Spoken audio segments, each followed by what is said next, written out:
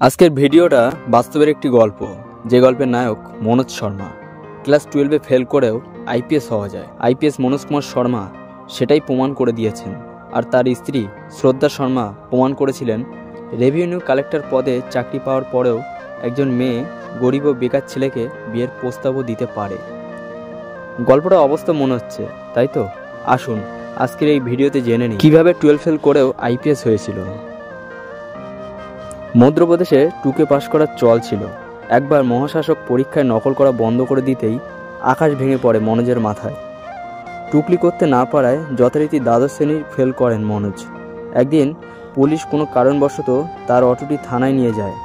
তারপরেই সেই মহাশাসকের কাছে গেছিলেন অটো ছাড়ানোর জন্য, কিন্তু সেখানে গিয়ে অটোর ব্যাপারে কোনো কথা না বলে জানতে চেয়েছিল আইপিএস হতে গেলে কী করতে হয়।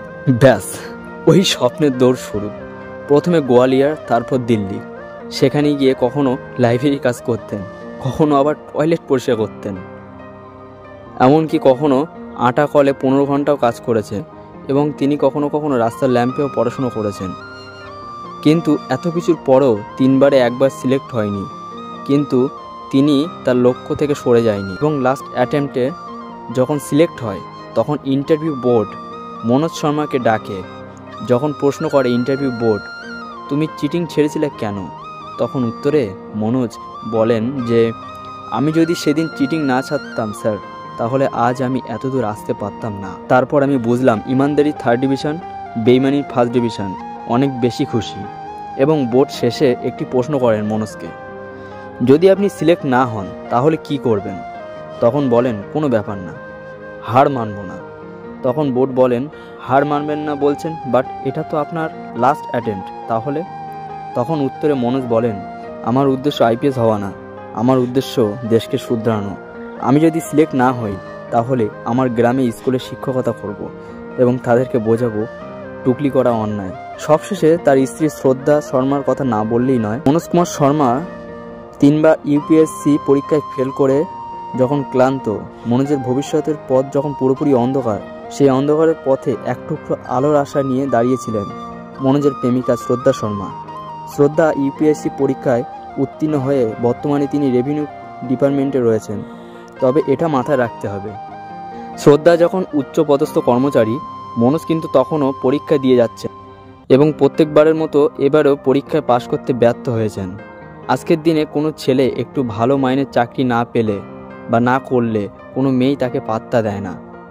সেখানে একজন রেভিনিউ অফিসার শ্রদ্ধা সম্পূর্ণ গরিব ও বেকার ছেলের হাতটা শক্ত করে ধরেছিলেন। মনোজকে পরীক্ষার আগে শ্রদ্ধা বলেছিলেন, পরীক্ষায় পাশ না করলেও আমি তোমাকে ভালোবাসি এবং আমি তোমাকেই বিয়ে করতে চাই। ভাবতে পারছেন এটা কত বড় কথা?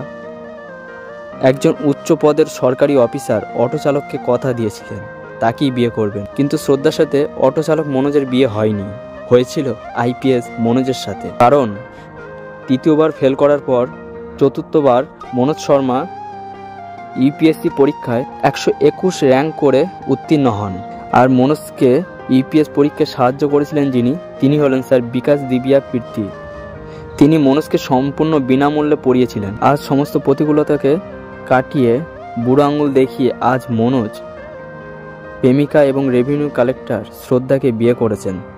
তাই তো তার জীবনীর নাম 12 ফেল। হে বন্ধুরা, SM জোশ মোটিভেশনের পক্ষ থেকে আমি সায়ন।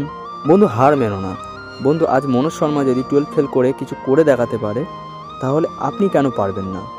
তবে হ্যাঁ, অনেকে এটা বলতে পারেন যে তার জীবনে শ্রদ্ধা ছিল তাই সে পেরেছে।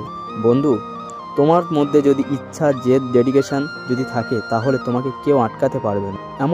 এমন ইন্টারেস্টিং ভিডিও দেখতে সাবস্ক্রাইব করে আমাদের পাশে থাকুন। Thank you.